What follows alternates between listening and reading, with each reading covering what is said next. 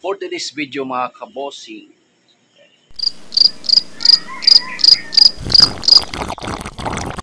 kape-kape muna tayo mga kabossing sa umagang ito. So, this episode mga kabossing is magta-transfer tayo ng mga fry. Transfer natin doon sa grow out tank natin.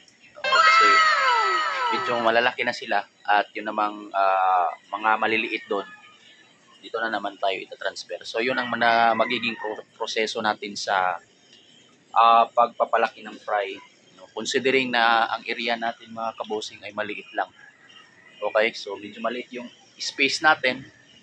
Kaya ganito yun, no? Pag yung mga maliliit nandun sa maliliit na mga container ay ita-transfer natin dito sa mas malaki. At ito namang nandito sa mga fry na ito mga kabossing ay ita-transfer natin doon sa mas malaki pang grow out pan. Okay mga kabossing, yan po ay second batch ng Black Moscow natin. So ito yung first batch mga kabossing, yan. Mga male. Yan o. Mga mostly mga round tail. Yan po mga male mga kabossing. Yan. So ang female naman ay nandito. Yan. Nandito po yung mga female. So hindi pa yan, mga female po yan. Okay. Kaya ito, no, transfer natin ito sa mas malaking grow out tank.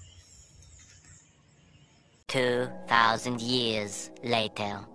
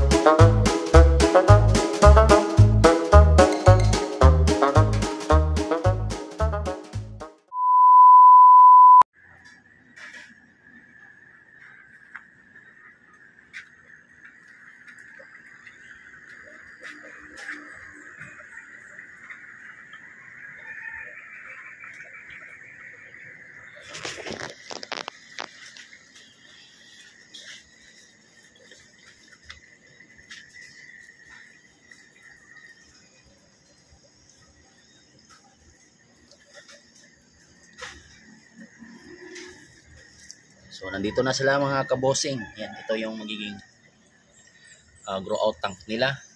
Nandito mayroon na itong mga gapi din. Okay? At ito, dito natin sila ita-transfer. Okay? So, itong kabila wala pang laman. Lagyan pa natin yan ng tubig. Okay mga kabossing?